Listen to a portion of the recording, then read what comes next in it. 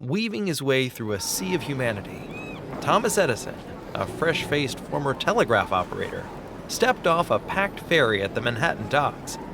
Newly arrived from Ohio, the 22-year-old inventor was clutching a satchel stuffed with telegraph sketches. There were fewer dollars in his pockets than there were big ideas in his head, but it was all those ideas that were driving him forward.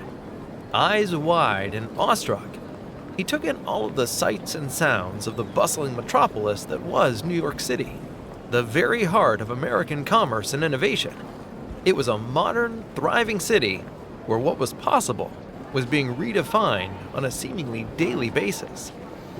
"Well, this is it," he muttered to himself when seeing the city's impressive gaslit towers.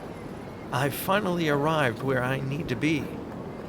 Eager to make his mark as an inventor, this self-taught tinkerer was determined to reshape the nation's future through ingenuity and innovation. In that respect, his initial impressions of the city were unerringly correct. He could not have found a more perfect location to fulfill his most ardent hopes and dreams.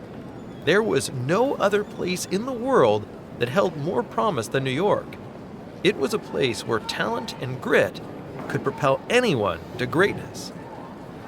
"Read all about it!" shouted the newsboys from every street corner, just to be heard above the clang of the omniscient streetcars.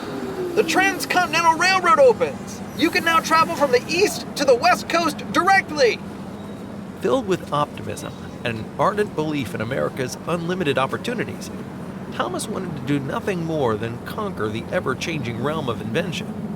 A living, breathing testament to the country's democratic ethos, here was a young man on a mission to remodel the world around him for the better.